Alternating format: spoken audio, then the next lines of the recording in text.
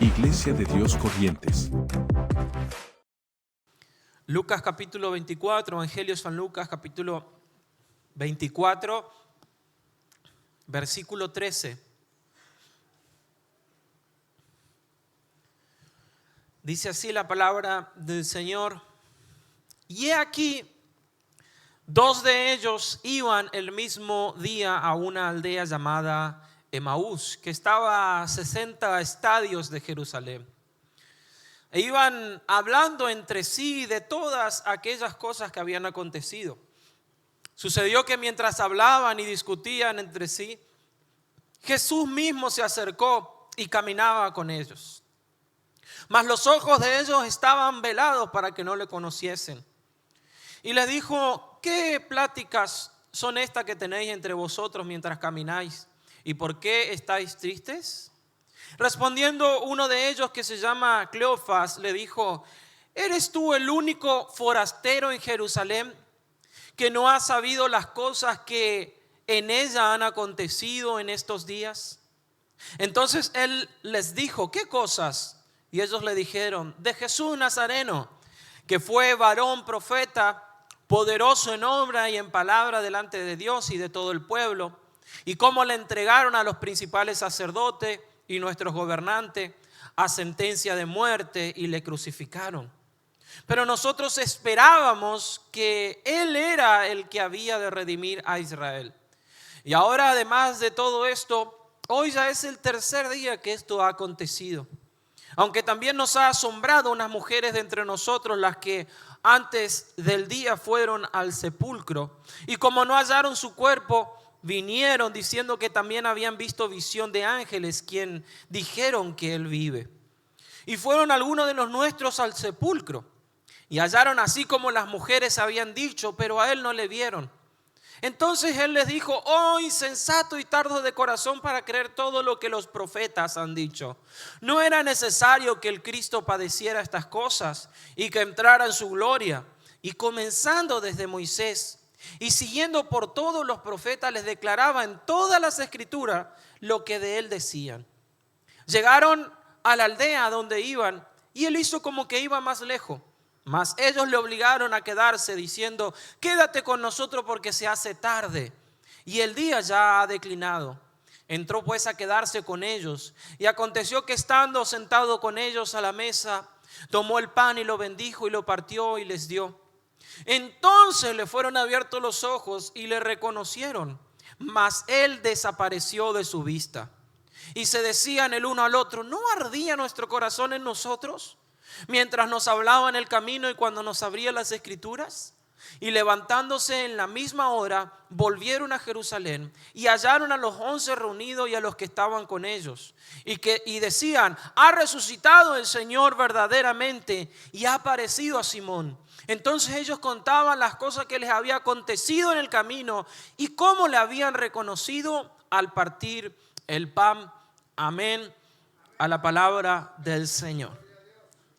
Saben, una de las cosas que me asombra al leer esta historia y los sucesos de Jesús después de resucitar, es cómo Jesús, después de haber padecido todo lo que padeció en esa semana de la pasión de Cristo, cómo haber sufrido lo que sufrió, haber sido finalmente clavado en una cruz en el madero, haber sido muerto, cómo luego al resucitar, Él no simplemente, asciende a los cielos.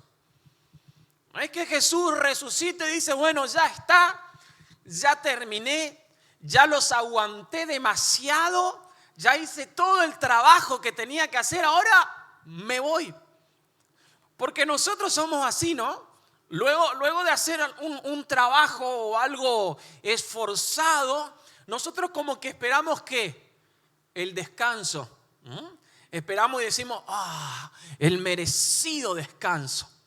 Los hombres cortamos el pasto ahí de la casa, ¿sí? Y luego de cortar el pasto, que creemos que es, no sé, como caminar hasta el Sahara más o menos, cortar el pasto, no, pero Terminamos de cortar el pasto y esperamos que nos atiendan allí, ¿no?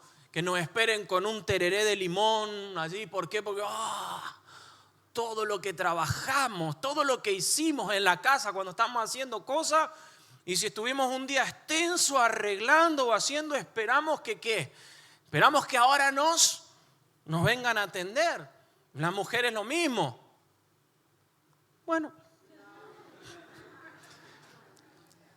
aguántense después las esposas que no dijeron ningún amén. Así que después de que trabajen mucho y esperen allí que el esposo le atienda, van a decir, vos no dijiste amén en el culto, así que bueno. Pero así somos nosotros, después de hacer grandes cosas, siempre como que esperamos allí, ¿sí? una recompensa de alguien. Y el Señor podría haber esperado una recompensa, o al menos haber encontrado allí a todos los discípulos. Imagínense esta escena. El Señor resucita, un ángel viene, ¿sí? Y abre la tumba, corre esa roca que solamente podía hacerlo alguien con mucha fuerza o una fuerza sobrenatural, porque eran rocas de toneladas de peso, y allí salía el Señor, ¿no? Sale el Señor, y cuando sale el Señor, ¿quiénes estaban? Los discípulos allí, esperando, y los 70. ¿Sí? No solo los 12, sino los 70, lo que el Señor había mandado. Y allí familias y amigos, todo esperando al Señor, porque durante esos 3 días ellos se dedicaron ¿a qué? A estar allí aguardando, porque el Señor había dicho que al tercer día iba a resucitar. Entonces quedaron en ayuno, quedaron en oración, quedaron en vigilia. Allí estaban, ¿sí? Con la guitarrita, estaban compartiendo los mates, aguardando. Che, ya falta 2 días nomás, Che, ya falta un día, faltan 12 horas, falta 1 hora, y esperando allí. Y cuando salía el Señor, y ahí todo, ¡wow! Todos celebrando, y el Señor, gloria a Dios en las alturas. Pero ¿saben qué? Se abrió la tumba, el Señor salió y encontró cric, cric, cric, cric. Los grillos, no había nadie. Los soldados nomás que estaban allí, que estaban custodiando. ¿Por qué? Porque todos habían huido, se habían escandalizado. Algunos estaban con miedo de que quizás persigan a los seguidores de Jesús, que les toque la misma suerte. Así que cuando Jesús resucita, Él no puede simplemente decir, bueno, ahora voy a disfrutar de mi merecido descanso o mi recompensa. No, el Señor resucita y tiene que seguir ministrando a las personas. El Señor resucita y sigue consolando. El Señor resucita y sigue restaurando. El Señor resucita y sigue animando. Qué tremendo el amor del Señor, ¿amén o no?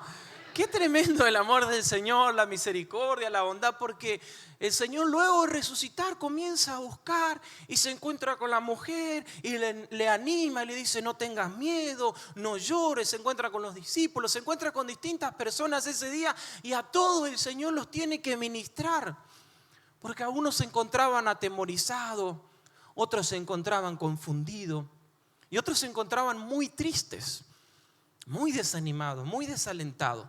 ¿Qué era el caso de estos 2 discípulos del Señor? Estos 2 discípulos del Señor que no eran de los 12, pero probablemente eran de los 70. Recuerden que el Señor tenía 12. Dentro de los 12 discípulos tenía 3. Tenía a Pedro, Juan y Jacobo, que eran como el grupo íntimo del Señor.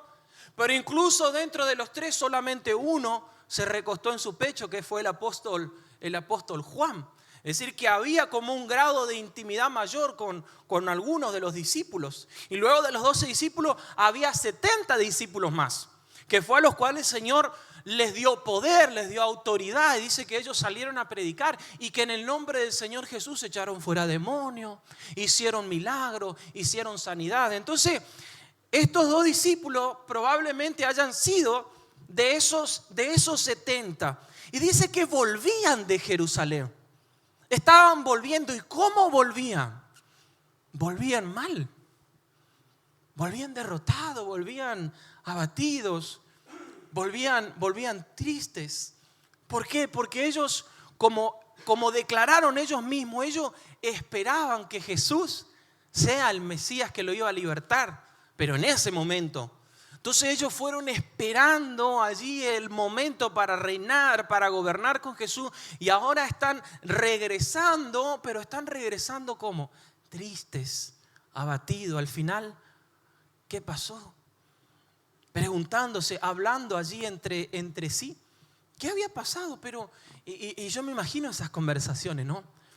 Tratando de recordar todas las enseñanzas de Jesús, todo lo que Jesús le había dicho. Pero vos te acordás que cuando viste esa vez que estábamos allá en tal lugar y viste que Jesús dijo, sí, que Él dijo, y bueno, ¿y por qué entonces ahora no? Y allí discutiendo y debatiendo. Y cuando le sanó, y viste cuando le encaró allá a los fariseos y le dijo, pero destruyan el templo y este templo, y yo lo voy a... ¿Y a qué se refería? Y así iban ellos, tristes, debatiendo, cabizbajo. Y dice la palabra que mientras ellos volvían de Jerusalén allí a Emaús, dice que Jesús mismo se acercó. Jesús mismo se acercó. Y me gusta porque antes de aparecer Jesús a los 12, se apareció a estos dos. Antes de aparecer a los 12 discípulos que eran, podríamos decir, más allegados al Señor, al ministerio, que eran los discípulos, los futuros rabí que se iban a convertir según la tradición judía algún día en rabí probablemente. Antes de aparecer a ellos de más renombre, de más importancia, se aparece a estos dos. Se aparece a estos dos discípulos dándonos a entender, queridos hermanos, que a veces nosotros pensamos que Dios solamente piensa en los más importantes, en los de renombre, en los que por ahí creemos que están más cerca del Señor que nosotros. Sin embargo, el Señor a todos nos mira de la misma manera. Sin embargo, para el Señor todos somos tan importantes. Sin embargo, para el Señor no hay algunos que tengan más acceso o un acceso menos limitado que otros, sino que todos podemos acercarnos delante de la presencia del Señor, porque para el Señor no hay más grande o más pequeño, sino que hay hijos e hijas de Dios. Y Jesús mismo ministró de manera personal a estos discípulos que se encontraban en esa situación. ¿Por qué? Porque para Jesús todos eran importantes. Quiero decirte en esta mañana, para Jesús tu vida vale. Para Jesús tu vida es importante. Porque a veces nos sentimos como los últimos orejones del tarro allí, ¿no? Sentimos como que no tenemos tanta importancia. A veces quizás no nos toca estar en un lugar más expuesto como un altar, o más expuesto quizás en algún lugar de servicio donde nos ven, donde nos reconocen, y pensamos y decimos, no, fulano, sultano, mengano, o por qué yo no puedo, o por qué Señor a mí no. Pero para el Señor no existe una persona más importante que otra. Todos nosotros tenemos dones, tenemos talento, tenemos algo que el Señor nos ha dado, tenemos una misión, tenemos un llamado, tenemos un ministerio. Tenemos un propósito. Tu vida tiene un propósito. No es que simplemente estás para gastar aire, mi hermano. No, vine y ¿qué anda haciendo acá por la tierra? Yo ando nomás de paso. Vine hasta un poco de aire y ya me voy, yo estoy de paso nomás. No. Tienes un propósito. Cada persona en este mundo tiene un propósito. ¿Cuántos sabían eso? Todas las personas que vienen a este mundo tienen un propósito, pero no todos encuentran el propósito para el cual fueron diseñados. Entonces el Señor se acerca a ellos y camina con ellos. Dice que caminaba con ellos. Emaús se encontraba aproximadamente a unos 11 kilómetros de Jerusalén. Esos son aproximadamente entre 2 horas a 3 horas de caminata, depende de cómo camines. Hay personas que caminan lento, ¿sí? Y otras personas que caminan rápido, le cuesta seguir el paso. Yo soy una de esas. Si ustedes no ven a mí y a mi esposa caminando, va a decir, ¿por qué el pastor le deja tan atrás? a la pastora, ¿sí? Es que me cuesta caminar más lento. Es como que tengo que ir como Michael Jackson, así como para atrás tengo que caminar. Porque tengo las piernas largas y camino rápido. Entonces capaz que yo llegaría en 2 horas y si no le espero a mi señora llegaría en 3. Pero si vamos tomados de la mano llegamos en 2 horas y media, ¿sí? Así no nos dejamos ninguno, amor. Ahora, ¿por qué es importante saber a qué distancia? Porque dice la palabra del Señor que Jesús caminaba con ellos y mientras ellos iban caminando con Jesús, Jesús les iba hablando, les iba enseñando, les iba predicando. Es decir que durante 2 a 3 horas ellos tuvieron la exclusividad de escuchar al Señor, al Jesús resucitado. Miren si no eran importantes para el Señor. Miren si no somos importantes para el Señor. Jesús mismo se tomó el tiempo, después de resucitar, de caminar con ellos. Mira, hermano, Jesús camina con nosotros no solo cuando las cosas nos salen bien, sino también cuando nos sentimos que hemos fracasado y que las cosas no están saliendo bien. Jesús camina con nosotros todo el tiempo. Aunque lo sintamos, aunque no lo sintamos, aunque nos demos cuenta, aunque no nos demos cuenta, Jesús está caminando allí con nosotros. Porque hay momentos donde nosotros decimos, sí, el Señor está conmigo. Dios está conmigo. ¿Y cómo sabes? Porque ando re bien. Ando orando, ando leyendo la palabra, ando buscando. Entonces estoy seguro que el Señor está conmigo. Pero ¿y cuando quizás las cosas no están saliendo bien? Automáticamente nosotros pensamos que el Señor se aleja en nuestros momentos de crisis, en nuestros momentos de desánimo, en nuestros momentos de derrota. Pero son esos momentos donde el Señor más quiere estar con nosotros. Son esos momentos donde más el Señor quiere que nosotros podamos hacerlo parte. Porque no podemos incluir al Señor solo cuando las cosas no salen bien. No podemos decirle al Señor, Señor, ten esta parte de mi vida, mi mejor parte. Señor, solamente ten esta área de mi vida y de las otras áreas me encargo yo. No. Recibir a Jesús como Señor es decirle, Jesús, tú eres el dueño de toda mi vida. Señor, tú formas parte de toda mi vida. Y toda significa, ¿saben qué, hermano? Toda. Todas las áreas. Y significa también tus momentos de bonanza. Tu momento donde te sentí un verdadero hijo de Dios, cuando le predicaste a alguien, cuando defendiste allí el evangelio, defendiste la palabra, allí le predicaste a un inconverso o le predicaste a un endemoniado que se te manifestó ahí en la calle, no sé, y te sentí ahí como que, qué hijo te mandaste, Señor, yo, te sentí así. Y ahí nos sentimos cerca. Pero también cuando sentimos que yo tenía que haberle hablado, me callé porque tenía vergüenza de decir que era creyente. Tenía vergüenza porque le toqué bocina y abrí y bajé la ventana y le dije, ¿qué haces, imbécil? ¿Cómo va a manejar así? Y después nos encontramos que los dos estábamos yendo para la misma iglesia. Ay, Señor. Resulta que era creyente también. Y nos va que lo veo que sube y era un pastor de la iglesia. Ya lo veo al pastor ahí hablando y a los que dicen imbécil mientras manejan. Pero hay momentos, hermanos, que no nos sentimos dignos. Hay momentos que no sentimos que somos esos hijos de Dios, que llenamos de orgullo el corazón del Padre. Al contrario, regresamos de Jerusalén a Emaús cabizbajo. Y regresamos derrotados, entristecidos. Quizá pensando que no somos dignos, quizá pensando que en algo nos hemos equivocado, quizá pensando que mejor sería renunciar, que mejor sería hacer otra cosa, que mejor sería dejar la fe, que las veces que los hemos intentado fallamos. Tantos pensamientos que se nos vienen en el camino a Emaús. Sin embargo, ahí está Jesús caminando con nosotros y muchas veces como ellos no nos damos cuenta. no nos damos cuenta, como ellos no se daban cuenta, que Jesús estaba caminando con ellos. ¿Saben? Una de las cosas que debemos pedirle al Señor es: Señor, quita la venda que impide que yo pueda verte obrar día a día en mi vida. Quita la venda, porque dice que ellos no podían ver al Señor.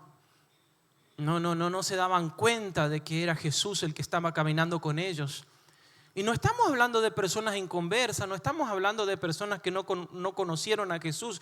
Estamos hablando de personas que le sirvieron al Señor, que caminaron con el Señor, que vieron la mano del Señor.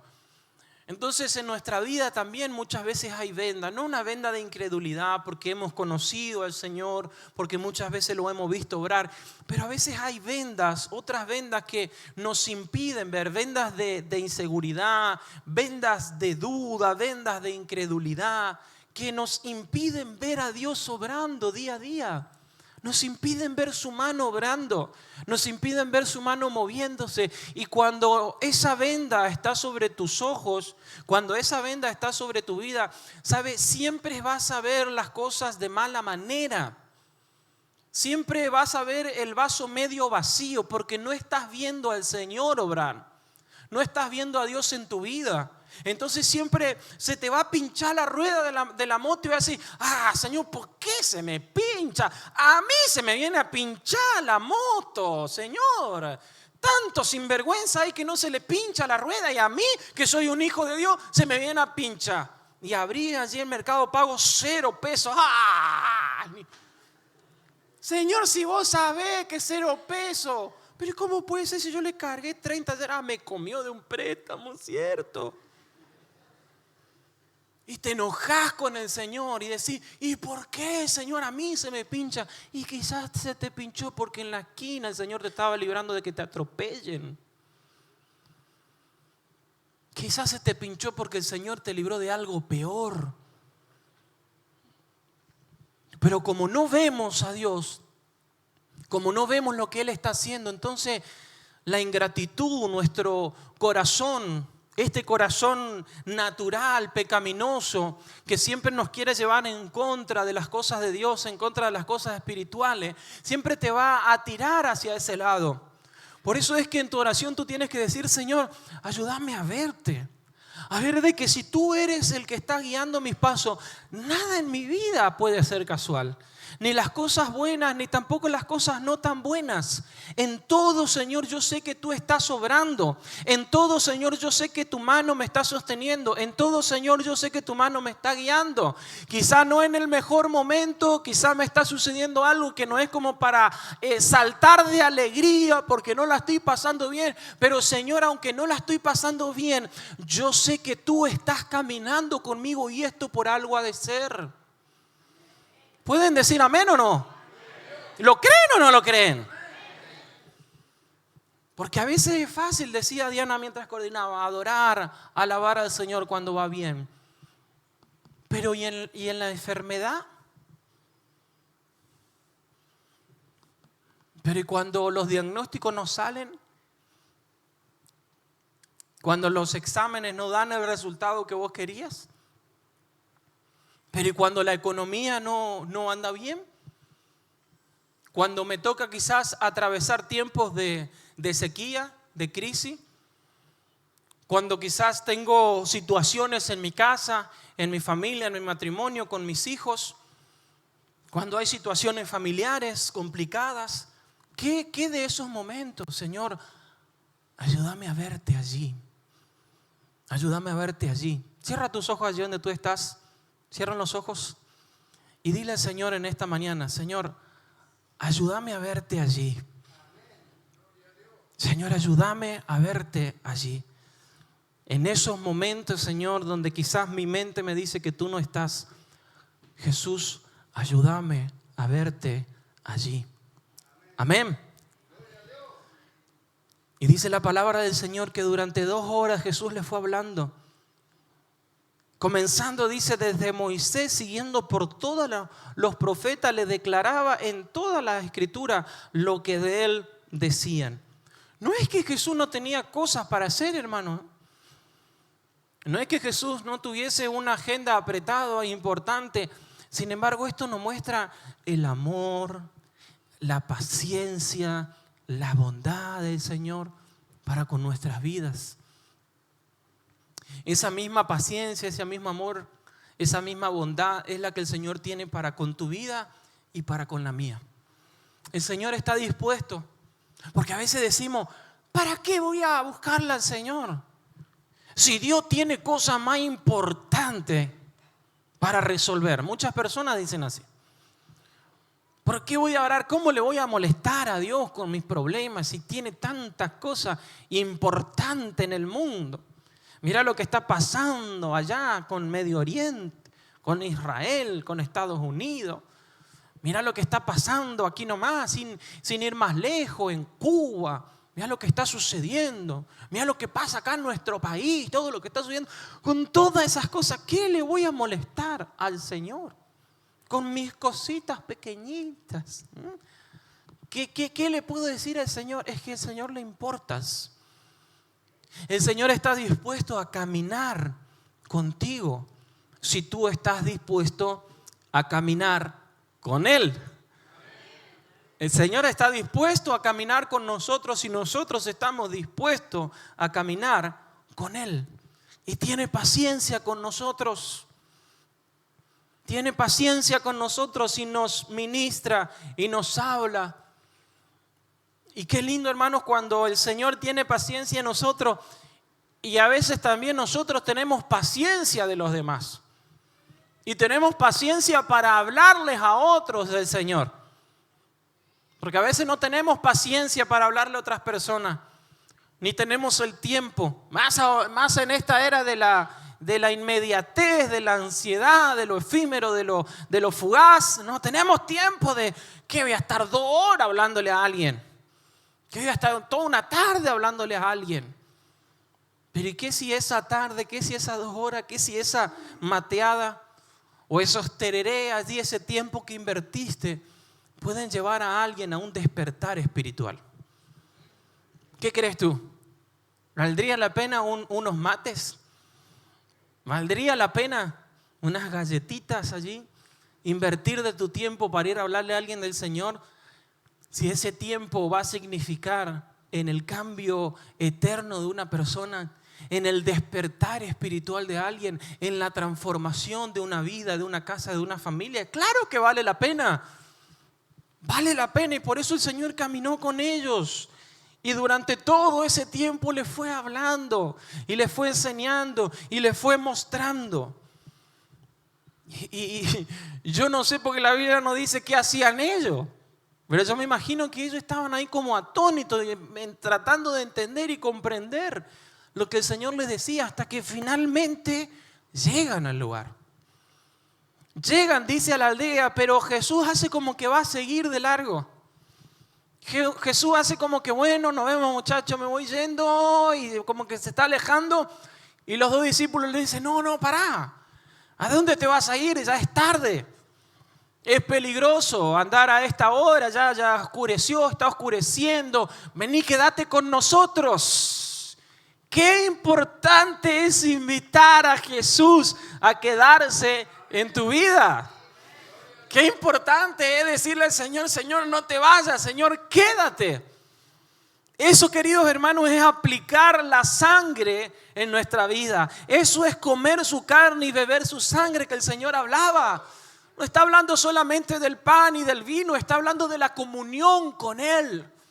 Aplicar la sangre a mi vida, decirle, Señor, yo sé que tú estás para sanarme, para salvarme, para liberarme, pero también sé que deseas tener comunión conmigo. Entra a mi casa, entra a mi vida. Señor, quédate conmigo.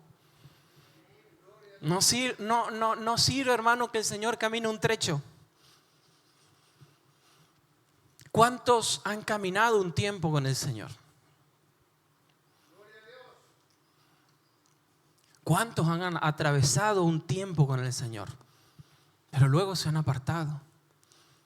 ¿Cuántos quizá le buscan al Señor en temporadas, por momentos, pero no invitan a Jesús? No le dicen, Señor, ven. Señor, quédate conmigo.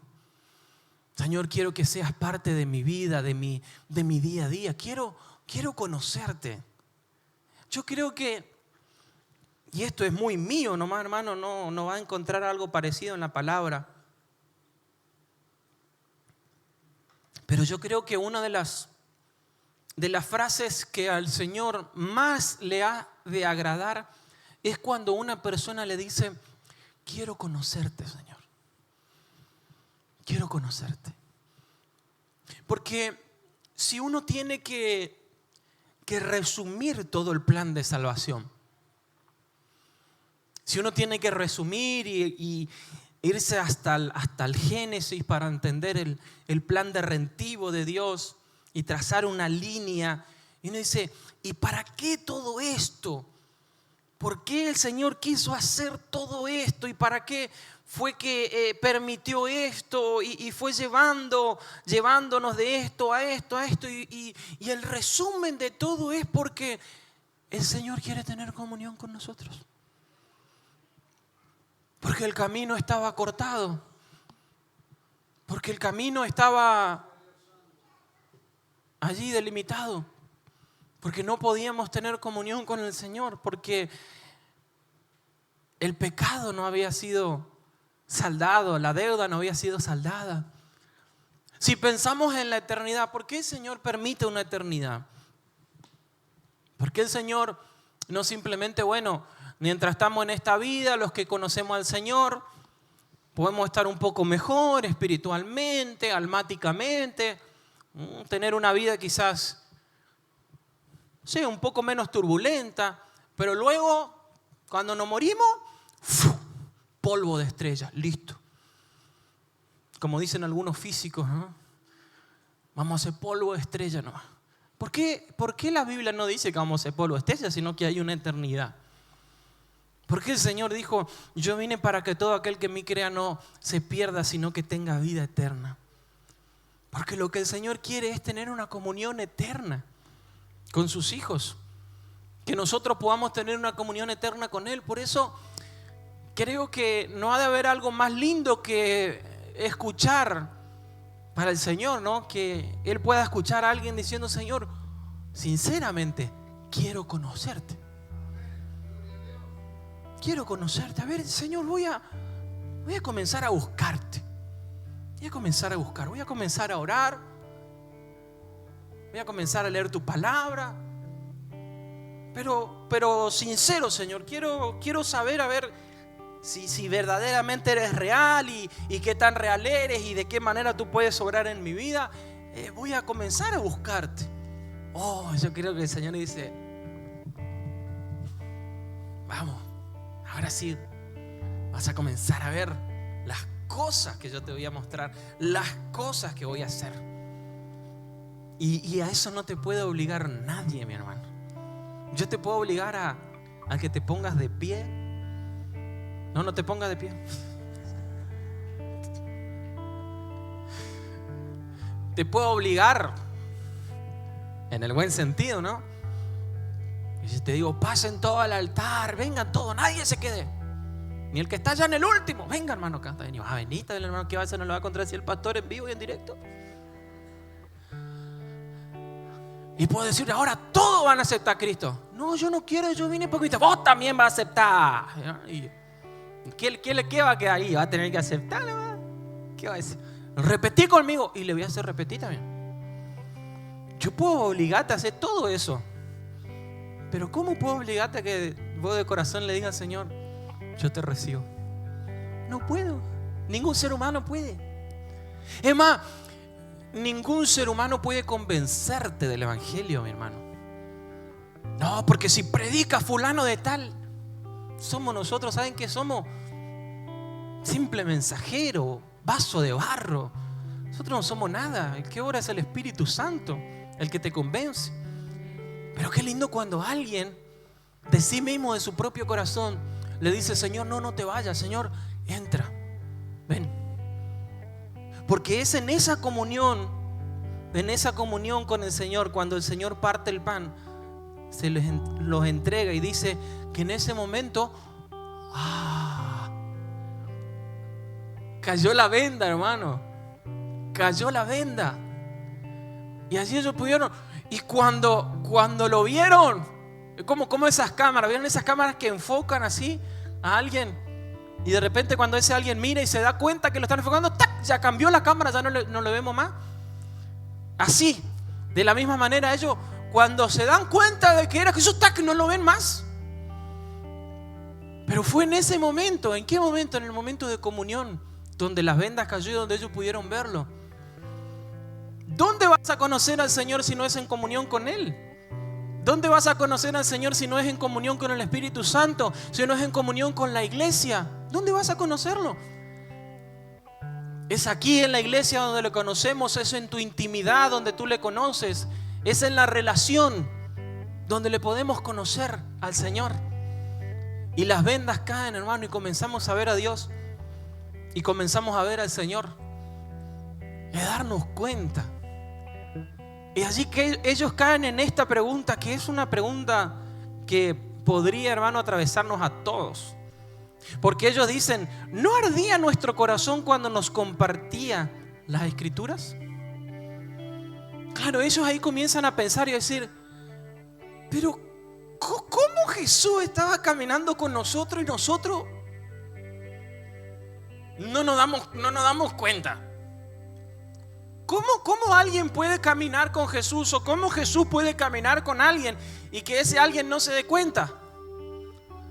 Ellos dicen, ¿cómo puede ser que Jesús mismo nos estaba predicando y nuestro corazón no ardía? Y la pregunta es, hermano, ¿cuántas veces nuestro corazón no deja de arder por las cosas del Señor? Porque eso es cuando nuestra comunión, nuestra relación con Él se vuelve una cuestión de cumplimiento, de simple legalismo, religiosidad. Y Dios no está en contra de la religión, ¿eh? ¿Vieron que a veces se dice, no, Jesús no es religión, es vida? No. La cristiandad, el cristiano, el Señor no estableció una religión, pero Él no tiene problema con la religión, sí con la religiosidad, que son dos cosas distintas. Cuando alguien se vuelve religioso, practica algo, lleva algo adelante, pero lo hace con el corazón afuera de eso, ¿se entiende o no? Entonces el Señor no tiene problema con la institución, con la religión, no, porque esto es un medio, por el medio del cual el Señor aquí está ministrando, como lo hace en otros lugares, en otras instituciones. Pero el Señor tiene problema cuando nosotros ya sacamos nuestro corazón y simplemente venimos, llevamos una vida cristiana, una vida buena, pero nuestro corazón ya no arde. No arde por la palabra, no arde por conocerlo. Nuestro corazón se vuelve frío, se vuelve apático. Y eso es lo que el Señor no desea, que nos volvamos fríos, que nos volvamos apáticos. Porque si para algo el Señor murió, es para que nosotros podamos disfrutar de esa comunión todos los días. Si no, el Señor no hubiese muerto, hermano, hubiese dejado el sistema anterior, donde solamente el sumo sacerdote una vez al año podía entrar al lugar santísimo, estar delante de la presencia del Todopoderoso. Pero el Señor murió, el Señor resucitó, el velo del templo se rasgó y hoy vos y yo tenemos libertad para entrar delante de la presencia del Señor por el camino nuevo que el Señor nos abrió a través de su carne. ¡Aleluya!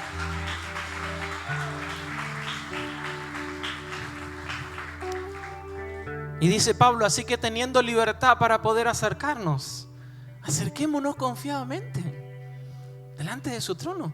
Si tenés libertad, mi hermano, mi hermana, ¿qué te impide poder acercarte cada día? Poder disfrutar y poder darle gracias y decirle, wow, gracias Señor porque resucitaste un día. Yo hoy, esta mañana, puedo recibirte, puedo tenerte. Y así cada mañana en nuestra vida. Porque mañana es lunes, hermano. Y no es feriado. Porque a veces pensamos que los lunes que son feriados, ¡oh!, qué lindo, ¿que no? Podemos dormir un rato más, los chicos no van a la escuela. A veces pensamos que el lunes es el peor día. ¿Será que un cristiano puede pensar así? Si ese lunes vos te levantás y tenés un tiempo así con el Señor, y el Señor te habla, el Señor te ministra y puedes decir: wow, gracias Señor, mira qué tremenda palabra que el Señor me dio esta mañana. Le voy a compartir al pastor. A ver, son las 5:30, pero el pastor ya está despierto. Y te renueva el Señor allí y te ministra. ¿Y cómo comenzás la semana, hermano? ¿Cómo comenzás el día? De otra manera, de otra forma, con alegría, con gozo.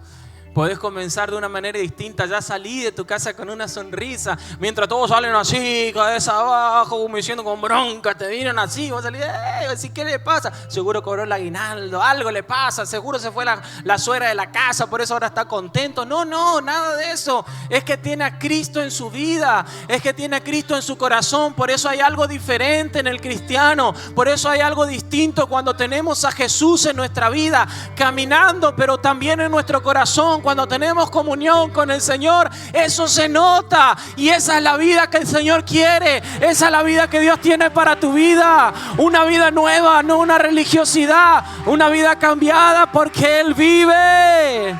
Ponte de pie.